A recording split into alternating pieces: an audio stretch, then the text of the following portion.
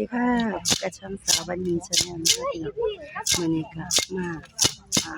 เอาบุญกระเวทนะคะพาไปชมนะคะชมบรรยากาศนะคะเฮ้ยตัวของเวลาเข้าห้องพี่น้องเด้อค่ะคนเยอะมากนะคะ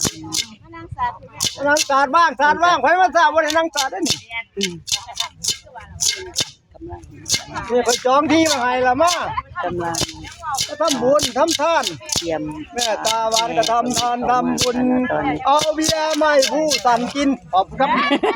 โอ้ยขึ้นแน่นอนหลายคนกำลังมา โอ้ยมันคือกัดมาโฮมกันนะคะกำลังเดินมาสนานมิตรหลวงสาวๆพี่น้องงามค่ะนี่เนาะค่ะเนาะว่าหวานดีแท้เอามาอีกนะคุณราชปีมีจะแก้วนะได้ใครก็ว่าเห็นกินมันผุน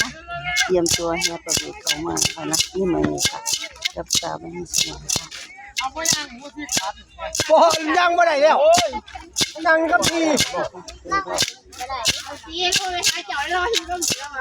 ใครอยากทำบุญก็มาแล้วครับเด้อมันยังบ่ได้แล้วเมาเขาว่าความจริงแล้วเขาว่าเป็นเงินเมาแจกตีเดี๋ยวเป็นทหารตีบ่แม่นแจกให้นักหางเครื่องแท้เนาะหางเครื่องได้แล้วบ่เป็นไหนแล้วผู้นี่โอ้ยนั่งนี่เป็นนางงามเป็นทหารเป็นนั่งทหารนั่งแพทย์เป็นหมอเป็นทหารเป็นตำรวจก็ระวังเราก็พี่น้องเมื่อเราจะไปถวายเป็นนั่นในบรรยากาศนะคะคนกำลังมาทานหัวเขาเองมากกับมาก็มาที่เรียนโตจังหน่อยเรียนโตที่จะสุบอะไร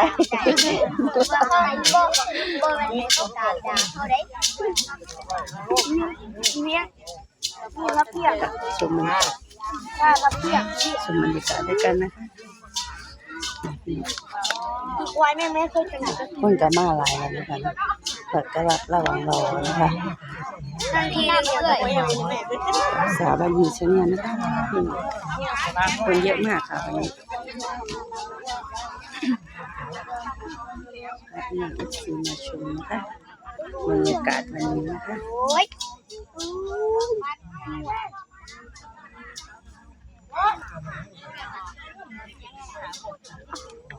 เก็บภาพบรรยากาศโดยรอบมาฝากพี่น้องสี่กันในมือว่าพี่น้องสี่นะคะจะมีกับความสุขนะคะร่ำรวยมีความปังกันทุกท่านทุกคนนะคะโชคดีบ๊ายบาย